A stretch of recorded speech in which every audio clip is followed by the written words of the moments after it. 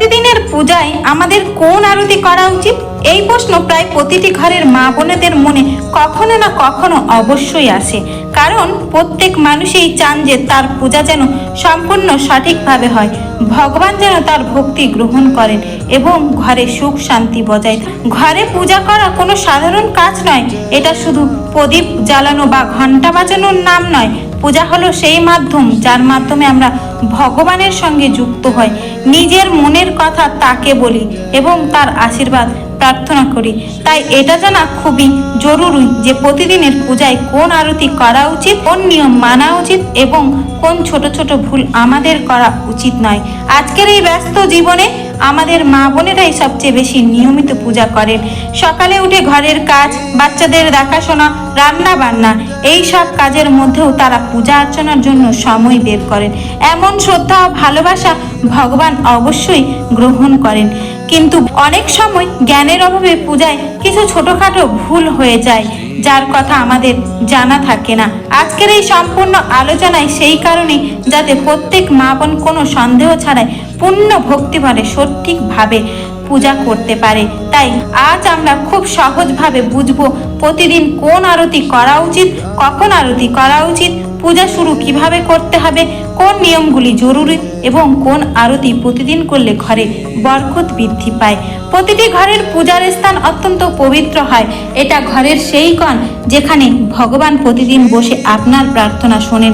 যেসব ঘরে সকাল সন্ধ্যা ভগবানের সামনে ধূপ দ্বীপ জলে আরতি হয়, সেই ঘরের অর্ধেকের বেশি কষ্ট ও বাধা এমনিতেই দূর হতে শুরু করে। কারণ যেখানে প্রতিদিন ভগবানের স্মরণ হয় সেখানে নেতিবাচক শক্তি টিকতেই পারে না। তাই প্রথম এবং সবচেয়ে গুরুত্বপূর্ণ নিয়ম হলো যত তাড়াতাড়ি সম্ভব সকালে পুজো করে নেওয়া উচিত। সকালের সময়কে সবচেয়ে পবিত্র মনে করা হয়। তখন পরিবেশ শান্ত থাকে এবং মনও স্থির থাকে। এই সময় করা পূজার ফল অনেক গুণ বেড়ে যায়। তাই যতটা সম্ভব তাড়াতাড়ি ভগবানকে স্নান করান, পরিষ্কার বস্ত্র পরান এবং তার সামনে ধূপ দ্বীপ জ্বালান। অধিকাংশ ঘরেই মা বোনেরাই নিত্য পূজা করেন। তারা সবার আগে ওঠেন, ঘর পরিষ্কার করেন এবং তারপর পূজায় বসেন। এটা অত্যন্ত বড় পুণ্যের কাজ। ভগবান সেই সব ঘরের ওপর বিশেষ কৃপা বর্ষণ করেন যেখানে নারীরা নিজের হাতে ভক্তিভরে পূজা করেন।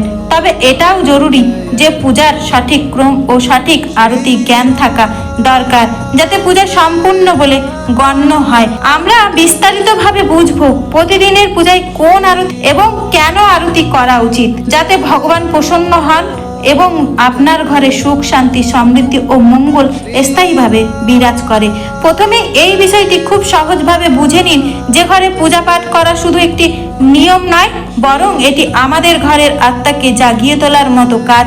প্রতিটি ঘরের মেয়েরা ও বোনেরা অত্যন্ত শ্রদ্ধার সঙ্গে এই দায়িত্ব পালন করেন এবং অনেক ঘরে পুরুষেরাও নিষ্ঠা ভরে ভগবানের পূজা করেন। কিন্তু পূজার সঠিক ফল তখনই পাওয়া যায় যখন আমরা তার সময় মতো সৎ মন নিয়ে এবং শুদ্ধভাবে করি। সকালের পূজা কোনো কঠিন কাজ নয়, শুধু একটি সহজ নিয়ম মনে রাখতে হবে। সকাল 7টা থেকে 8টার মধ্যে পূজা সম্পন্ন করে নেওয়া উচিত। এই সময় করা পূজা ঘরে শান্তি সুখ ও বরকতকে স্থির করে এবং ভগবানের আশীর্বাদও সময় মতো লাভ হয়। সন্ধ্যার পূজার গুরুত্ব আরও বেশি। যখন সূর্য অস্ত যেতে শুরু করে এবং ঘরে ধীরে ধীরে সন্ধ্যা নামে, সেই সময়কে প্রসূতকাল বলা হয়। শাস্ত্রে স্পষ্ট লেখা আছে যে অন্ধকার হওয়ার আগেই ঘরে প্রদীপ জ্বলে ওঠা উচিত। যদি অন্ধকার নেমে যায় আর প্রদীপ না জ্বলে তাহলে নেতিবাচক শক্তি ঘরে জায়গা করে নিতে পারে। কিন্তু প্রদোষকালে মন্দিরে ও ঘরের দরজায় প্রদীপ জ্বালিয়ে দিলে ঘরে দেবতাদের আশীর্বাদ স্থির হয়ে যায়, কষ্ট হালকা হতে শুরু করে এবং মনে এক অপূর্ব শান্তি নেমে আসে। পূজার দ্বিতীয় গুরুত্বপূর্ণ নিয়ম হলো স্নান করে এবং পরিষ্কার পোশাক পরে তবেই পুজো করা উচিত। অনেক সময় মানুষ তাড়াহুড়ো করে স্নান না করেই ভগবানকে স্পর্শ করেন এবং পূজা শুরু করেন, কিন্তু শাস্ত্রে স্পষ্টভাবে তা নিষেধ করা হয়েছে। ভগবানকে পিতার সমান মনে করা হয়, তাই তার সামনে সর্বদা শুদ্ধ ও পবিত্র হয়ে যাওয়া উচিত। এখানে আসে সেই বড় প্রশ্ন যা অধিকাংশ মা বোনেরা করেন, প্রতিদিন কোন কোন দেবদেবীর পূজা করা উচিত? শাস্ত্রে পঞ্চদেবের পূজাকে সর্বোত্তম বলা হয়েছে। এই পঞ্চদেব হলেন ভগবান গণেশ, সূর্যদেব, ভগবান বিষ্ণু, মা লক্ষ্মী এবং ভগবান শঙ্কর। প্রতিদিন এদের পূজা করলে ঘরে সুখ সমৃদ্ধি, সুরক্ষা, ধন, বুদ্ধি ও শান্তির দ্বার খুলে যায়। অনেক মা বোন আবার জিজ্ঞেস করেন, সোমবার শিবজি, মঙ্গলবার হনুমানজি, বুধবার গণেশজি, এভাবে আলাদা দিনে আলাদা দেবতার পূজা করা উচিত কিনা? এই পদ্ধতি ভুল নয়, কিন্তু এটিকে দৈনিক পূজার নিয়ম বানানো উচিত নয়। যদি আপনি কোনো উপবাস রাখেন, যেমন মঙ্গলবার, বৃহস্পতিবার বা অন্য কোনো দিনের, তাহলে সেই দিন সেই দেবতার বিশেষ পূজা করতে পারেন, কিন্তু নিয়মিত দৈনিক পূজায় পঞ্চদেবের উপাসনায় করা উচিত। আর এর মধ্যেও ভগবান গণেশ ও সূর্যদেবের পূজা সর্বপ্রথম করা আবশ্যক বলে মনে করা হয়। আরেকটি সাধারণ প্রশ্ন হলো, সকালে খুব ব্যস্ত থাকে, চাকরি, বাচ্চা, ঘরের কাজ, এমন অবস্থায় দীর্ঘ আরতির সময় পাওয়া যায় না। এর সরল ও সহজ সমাধান হলো, সময় কম থাকলেও কখনো পূজা ছেড়ে দেবেন না। স্নান করে মন্দিরে ঘি বা তেলের প্রদীপ জ্বালিয়ে দিন, ধূপ বা আগরবাতি লাগিয়ে দিন এবং মন থেকে ভগবানকে প্রণাম করুন। ভগবান ভক্তির ক্ষুধার্থ, বড় অনুষ্ঠান, দীর্ঘ আরতি নয়, আপনার সত্যিকারের মনই তার কাছে সবচেয়ে বড় পূজা। তাহলে পূজা শুরু করার আগে সবচেয়ে বড় এবং জরুরি নিয়ম হলো প্রথমে নিজের পূজার ঘরটি ভালোভাবে পরিষ্কার করা। মন্দির পরিষ্কার করা কোনো সাধারণ কাজ নয়, এটা ভগবানের স্বাগতম জানানোর মতো। তাই এটি পরিষ্কার কাপড় দিয়ে মন্দিরের ধুলো মুছে ফেলুন, জায়গাটিকে পবিত্র করে তুলুন, যাতে আপনি যখন ভগবানের আরাধনা করবেন তখন পরিবেশ সম্পূর্ণ একদম শুদ্ধ ও দিব্য মনে হওয়া উচিত। যদি আপনার মন্দিরে লাড্ডু গোপালজি বিরাজমান থাকেন, তাহলে তাকে ভালোবাসা দিয়ে স্নান করান। এই স্নান শুধু জলের স্নান নয়, এটি ভক্তিভাবের স্নান, যেখানে আপনি নিজেই স্নেহ, আপনত্ব ও শ্রদ্ধা দিয়ে অর্পণ করেন। যদি শিবলিঙ্গ স্থাপন করা থাকে, তাহলে তার উপর শুদ্ধ জল অর্পণ করা অত্যন্ত শুভ বলে মনে করা হয়। অন্য দেবদেবীদেরও ভক্তি ভরে জলের ছিটে দিয়ে দিনের শুরু করা যেতে পারে। যদি আপনার ইচ্ছা হয়, তাহলে পূজায় ফল অর্পণ করা অত্যন্ত শুভ বলে ধরা হয়। ফুল হলো ভগবানের কৃপা, পবিত্রতা এবং আমাদের মনে সৌন্দর্যের প্রতীক। প্রতিদিন সকালে মন্দিরের এক লোটায় জল ভরে রাখা খুবই জরুরি। শাস্ত্রে বলা হয়েছে, মন্দিরে রাখা জল ঘরের নেতিবাচক শক্তিকে দূর করে এবং ঘরে শান্তি বজায় রাখে। যদি আপনার ঘরে দক্ষিণাবর্তী শঙ্খ থাকে, তাহলে তাতেও প্রতিদিন জল অবশ্যই ভরুন।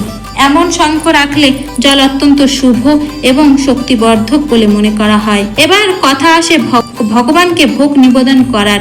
প্রতিদিন ভগবানকে যদি শুধু চিনি, দুধ, ঘি, মিছরি বা সামান্য গুঁড়ো নিবেদন করা হয়, তবুও অবশ্যই ভোগ লাগানো উচিত। এটি আমাদের কৃতজ্ঞতার প্রতীক। এখন যখন আরতির সময় আসে, তখন যে প্রদীপ বা ধূপ আপনি জ্বালিয়েছেন, সেটি ভগবানের সামনে 5-7 বার ঘড়ির কাঁটার দিকে ঘোরান। এই সময় নিজের ইষ্ট দেবতার নাম মনে মনে জপ করতে থাকুন। চাইলে মনে মনে ছোট্ট কোনো আরতিও গাইতে পারেন। এই নিয়ম বিশেষভাবে সেই সব ভক্তদের জন্য খুব উপকারী, যাদের সকালে বেশি সময় পাওয়া যায় না। শুধু প্রদীপ ঘুরিয়ে নাম জপ করে এবং প্রণাম করেও ভগবানকে প্রসন্ন করা হয়, কারণ ভগবান বাহ্যিক আড়ম্বর নয়, ভক্তিভাবেই সন্তুষ্ট হন। যেসব ঘরে শালিগ্রামজি, লাড্ডু গোপালজি এবং ভগবান বিষ্ণুর মূর্তি প্রতিষ্ঠিত আছে, তাদের জন্য একটি বিশেষ নিয়ম হলো প্রতিদিন ভগবানকে তুলসী পাতা অবশ্যই অর্পণ করতে হবে। তুলসী মাতা ভগবান বিষ্ণুর অতি প্রিয় এবং শাস্ত্রে বলা হয়েছে, তুলসী ছাড়া ভগবানের ভোগ অসম্পূর্ণ। যদি সম্ভব হয়, তাহলে প্রতিদিন লবঙ্গ কর্পূরের আরতিও করুন।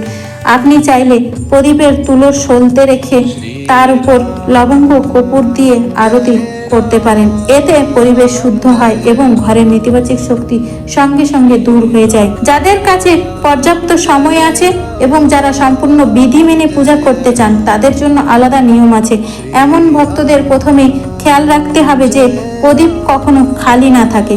প্রদীপের হলুদ, অক্ষত, তিল বা কোনো ফুলের পাপড়ি দিয়ে দিতে পারেন। এতে প্রদীপ আরো পবিত্র ও শক্তিশালী হয়ে ওঠে। এমন প্রদীপ ঘরের বরকত নিয়ে আসে এবং ভগবানের কৃপা স্থায়ী করে। এখন বুঝে নিন আরতি করার সঠিক ও সহজ পদ্ধতি, কারণ পূজার আসল ফল তখনই পাওয়া যায় যখন তা ভালোবাসার নিয়ম ও সঠিক পদ্ধতিতে করা হয়। যখনই আরতি শুরু করবেন, সবার আগে গণেশজির আরতি করুন। গণেশজি বিঘ্নহর্তা এবং কোনো শুভ কাজ বা পূজার সূচনা তার নাম ছাড়া সম্পূর্ণ বলে ধরা হয় না। তারপর আপনি ওম জয় জগদীশ হরে বা অন্য কোনো অর্থপূর্ণ আরতি করতে পারেন। তবে যদি আপনার ইষ্ট দেবতা শিবজি, কৃষ্ণ, দুর্গা মাতা বা অন্য কোনো দেবদেবী হন, তাহলে তাদের আরতি অবশ্যই আগে বা পরে করুন। মনে রাখার মতো একটি গুরুত্বপূর্ণ বিষয় হলো পূজার নিয়ম এমনভাবে তৈরি করুন যা আপনি প্রতিদিন পালন করতে পারবেন। এমন যেন না হয় যে এক দুদিন নিয়ম মানলেন, তারপর ব্যস্ততার কারণে অনেক দিন পূজা বন্ধ হয়ে গেল। ভগবান নিয়মে সন্তুষ্ট হন, দেখানোই নয়। তাই প্রতিদিন শুধু একটি বা দুইটি আরতির নিয়ম রাখুন যাতে সহজে পালন করা যায়। অনেক সময় এমন হয় যে সকালে খুব তাড়াহুড়ো থাকে, অফিসের কাজের কারণে সময় পাওয়া যায় না। এমন অবস্থায় যদি আপনি গণেশজির সম্পূর্ণ আরতি করতে না পারেন, তাহলে চিন্তার কোনো কারণ নেই। আরতির আগে শুধু এতটুকু বলিন, শ্রী গণেশাই নমঃ অথবা ওম গণপতয়ে নমঃ। শুধু গণেশজির ধ্যান করুন, তাহলেই আপনার পূজা সম্পূর্ণ বলে গণ্য হবে। কর্পূরের আরতির বিষয়টি খুবই বিশেষ। অনেক ভক্ত প্রতিদিন কর্পূর জ্বালিয়ে আরতি করেন। আপনি এমন করতে পারেন, দুটি লবঙ্গ, দুটি কর্পূরের টুকরো প্রদীপে বা থালায় রেখে ভগবানের আরতি করুন। লবঙ্গ ও কর্পূর জ্বালালে ঘরের নেতিবাচক শক্তি সঙ্গে সঙ্গে নষ্ট হয়, পরিবেশ শুদ্ধ হয় এবং দেবদেবীরা অত্যন্ত প্রসন্ন হন। শাস্ত্রে বলা হয়েছে কর্পূর জ্বালানো ঘরের শুভ শক্তিকে ভস্ম করে দেয় এবং ইতিবাচক শক্তিকে বহুগুণ বাড়িয়ে তোলে। কর্পূরের আরতির পরে এই পবিত্র মন্ত্রটি অবশ্যই বলুন, কর্পূর গৌরং করুণাবতারং সংসার সারং ভুজগেন্দ্র হারং সদা বসন্তং হৃদয়া রবিন্দে ভবং ভবানী সহিতং নমামি। এই মন্ত্র অত্যন্ত শক্তিশালী। এর মাধ্যমে সমস্ত দেবদেবীর আরতি সম্পূর্ণ বলে মানা হয়। এরপর আরতিটিকে একটু ঠান্ডা হতে দিন। তারপর 3 বার আরতির শিখা নিজের দিকে গ্রহণ করুন।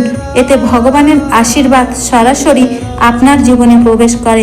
এখন আরেকটি জরুরি বিষয়, আরতি সবসময় সামনে বসে করা উচিত। কখনো সরাসরি মাটিতে দাঁড়িয়ে আরতি করা উচিত নয়। আপনার মাথায় কাপড় থাকাও উচিত। পূজার পবিত্রতা আরো বৃদ্ধি করে। ভগবানকে আরতি দেওয়ার পরে নিজের মাথার আরতি আশীর্বাদ নিন এবং তারপর সেই লবঙ্গ কর্পূরের সুগন্ধ পুরো ঘরে ঘুরিয়ে দিন। এতে ঘর থেকে বদ নজর, রোগ দোষ এবং নেতিবাচক শক্তি দূর হয়ে যায়। যদি আপনি পূজায় 40টা পাঠ বা মন্ত্র জপ করেন, তাহলে আগে সেগুলি করুন এবং আরতি সবসময় শেষে করুন। এই নিয়ম মনে রাখবেন, আরতির মাধ্যমে ভগবানের পূজা সম্পূর্ণতা পায়। যারা সারাদিন খুব ব্যস্ত থাকেন, তারাও সংক্ষিপ্ত ও সহজ আরতি পদ্ধতি পূজা করতে পারেন। শুধু প্রদীপ জ্বালিয়ে সামান্য ধূপ দিয়ে 5 থেকে 7 বার আরতি ঘুরিয়ে নিলে পূজা সম্পূর্ণ হয়। আর যাদের কাছে পর্যাপ্ত সময় আছে, তারা বিস্তারিতভাবে বিধি মেনে পূর্ণ আরতি করতে পারেন। 2 পদ্ধতি ভগবানের কাছে সমান, কারণ ভগবান সময় নয়, ভক্তিভাব দেখেন। সর্বোপরি শেষে বলি, সুস্থ থাকবেন, ভালো থাকবেন। রাধে রাধে।